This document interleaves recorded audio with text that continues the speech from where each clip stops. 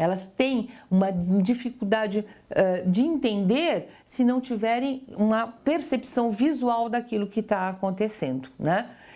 E sofreram muito para chegar nesse ponto sem ter acesso à língua de sinais, a Libras. E muitas delas, apesar de agora falarem bem, estarem com aparelho auditivo, elas fazem a opção pela Libras também, né? Fazendo o que eu gosto de chamar, né, dessa união de dois mundos, né? O mundo surdo e o mundo ouvinte.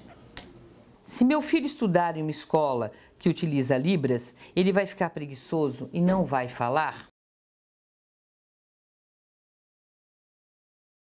Ninguém fica preguiçoso porque aprende Libras, é até uma coisa que eu acho engraçada, né? Assim, esse é uma ideia popular, né? De que, assim, usou Libras, ficou preguiçoso. E pior que isso, é a ideia de muitos médicos, é a ideia de muitos fonoaudiólogos, tá?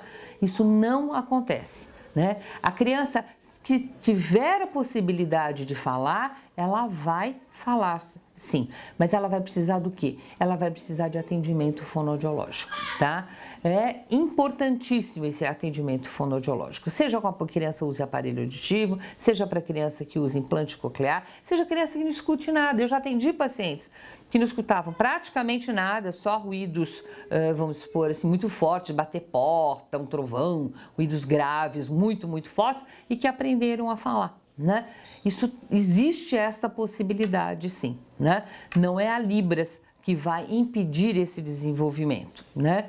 Mas é a não possibilidade de aprendizado por um profissional, que é o fonoaudiólogo, que está capacitado, né, para trabalhar com a criança surda, perceber se ela tem alguma outra dificuldade que possa ser prejudicial para o desenvolvimento de fala e verificar como que pode se trabalhar para que essa dificuldade possa ser superada.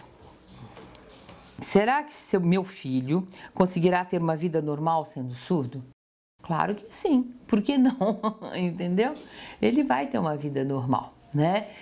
Desde que você possa fornecer para ele tudo o que ele precisa para o seu desenvolvimento. E para mim, Libras é o primeiro aspecto que tem que ser oferecido. Por quê? Porque eu gosto de Libras, porque é uma bandeira para mim? Não é por isso, né? Pode ser uma bandeira sim, mas porque tem uma fundamentação em cima disso. Porque uma criança precisa ter um desenvolvimento de linguagem o mais completo possível, o mais precocemente possível, para que ela possa se desenvolver bem.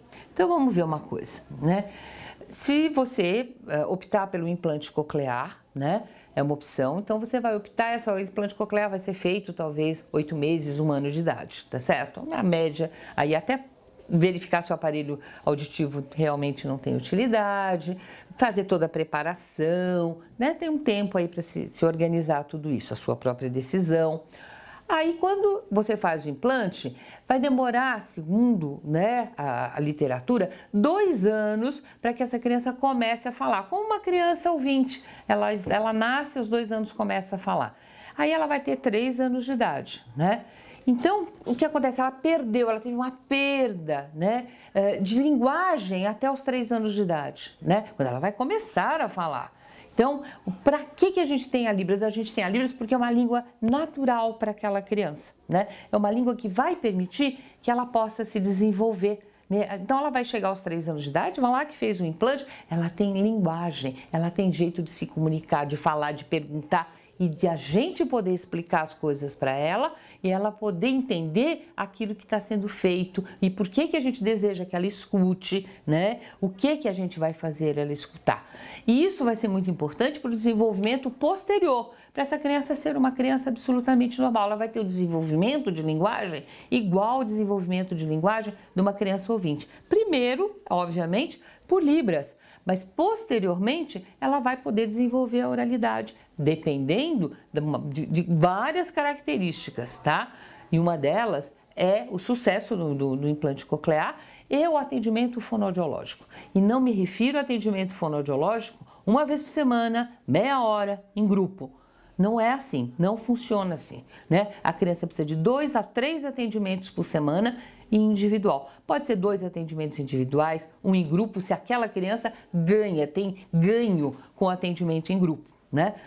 Mas não é um trabalho pequenininho que vai fazer com que a criança possa se desenvolver, mas a normalidade. Fica assegurada se você possibilita para ela um desenvolvimento de linguagem legal. Se uma mãe suspeitar que o filho é surdo, o que deve fazer? Hoje em dia é muito difícil, né, a mãe suspeitar sozinha da surdez por causa do teste da orelhinha, né? Na maternidade é feito o teste logo que a criança nasce, é obrigatório, né, pelo SUS, e os hospitais particulares também estão cumprindo isso, né?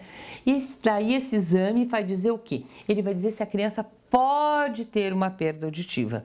A mãe então é avisada disso, que é um grande choque, é um grande problema, a mãe tem que ser muito bem acolhida para poder receber essa notícia, né?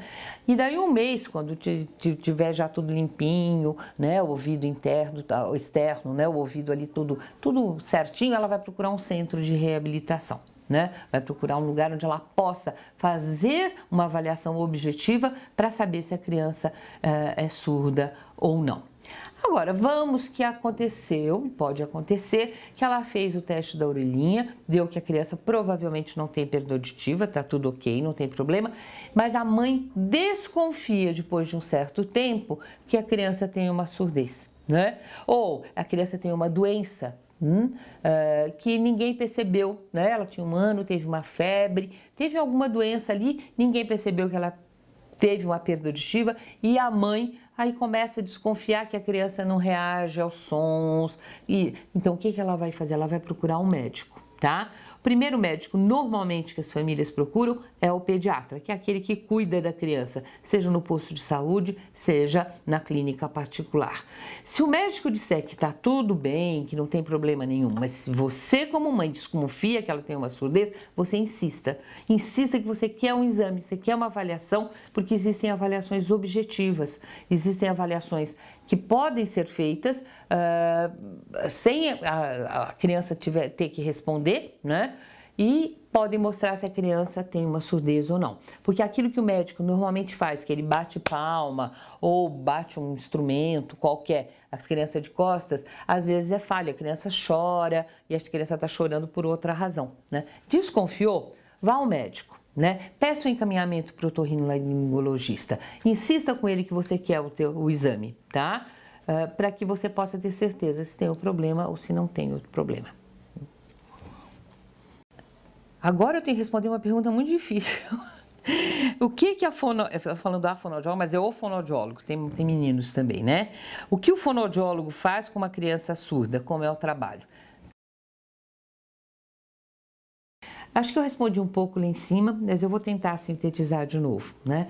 Você levando seu filho para um fonoaudiólogo, o fonoaudiólogo vai avaliar a linguagem da criança, o comportamento da linguagem linguística que a gente chama, né? Como essa criança se comporta, se ela responde, não responde, se ela responde auditivamente, se ela responde visualmente, como a mãe, o pai, a família, aqueles que cuidam dessa criança, cuidam dessa criança mesmo, como é que elas se comunicam, como que elas estabelecem ali o que essa criança, como essa criança vai entender aquilo que precisa, né, ser entendido no dia a dia, né?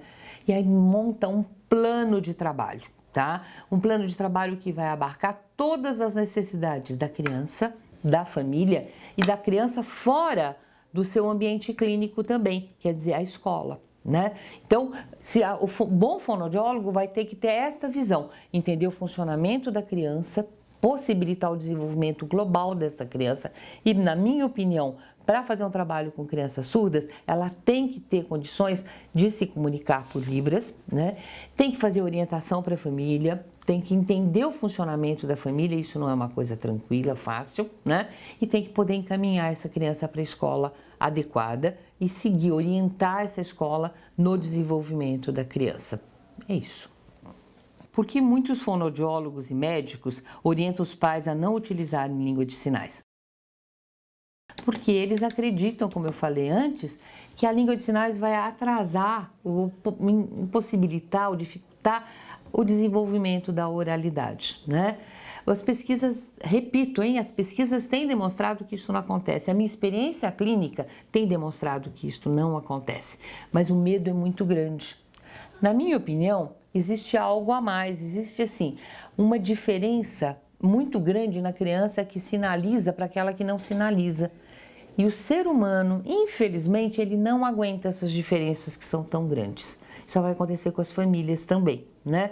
Então, vocês, enquanto família, desejam que os seus filhos falem. É importante falar, eu não duvido disso. Vocês sofrem com essa criança não podendo usar a mesma língua que vocês utilizam, né? Mas vocês vão ter que aprender a lidar com a realidade. Ele usa uma outra língua, ainda que ele possa aprender a linguagem, a língua da oralidade, etc., né? Para as pessoas em geral, né, e para os médicos em particular, que desejam muito a cura, né, sumir com o problema, a Libras é uma marca muito forte, né? Mas essa é uma hipótese minha, tá? O que eu sei, assim, com toda certeza, é que não há necessidade de se preocupar. Usar Libras não prejudica o desenvolvimento da fala, eu garanto. Como meu filho pode aprender a escrever português certo, né? Bem difícil, né?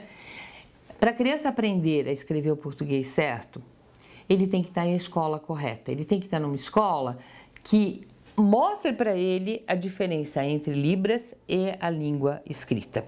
Isso é extremamente importante, mas é também muito importante que os pais possam fazer isso em casa. Né? Que eles possam mostrar para a criança a importância da escrita, né? Quando a mãe faz, por exemplo, todo mundo sabe esses exemplos, né? Faz uma listinha de compras, mostra para a criança e aí vamos fazer o supermercado juntos, vamos ler juntos e vai incentivando essa criança a fazer, a ler, né? É um processo difícil, é um processo que demanda muito da criança, né? E demanda muito da família. E a escola tem que ser a escola correta, né? E se, por um acaso qualquer, você percebe que aquela criança não está se desenvolvendo, não está aprendendo, vá à escola, indague, pergunte, por que meu filho não está aprendendo a ler e escrever? A gente sabe que, principalmente nas escolas que recebem crianças surdas e que não tem nenhuma experiência de trabalho com criança surda, o processo de letramento, de ensino de leitura e escrita do português pode ser extremamente prejudicado, né? Mas a família tem um papel importante, tem o papel de, em primeiro lugar, ajudar em casa, né? No sentido não de fazer a criança copiar, mas de mostrar a importância da escrita, fazer com que a criança... Por exemplo, outra coisa importante, ler histórias para as crianças, isso é muito importante, mas também tem esse outro lado de procurar as escolas e questionar o processo que está sendo utilizado naquela escola, o método, porque essa criança não está conseguindo, né, se alfabetizar de forma correta ou aprender aquilo que tem que aprender de forma correta. Bom, é isso, né? Espero ter respondido as perguntas que vocês enviaram, esclarecido as dúvidas. Eu sei que às vezes as perguntas queriam saber um pouquinho mais do que eu falei, né? Mas eu tentei aqui responder da melhor maneira possível para vocês, né? Mas se você tiver alguma dúvida a mais, né? Você não esqueça, deixa aqui os seus comentários, né? E não deixe de acompanhar a programação do canal. Espero poder ver vocês em outra ocasião. Muito obrigada!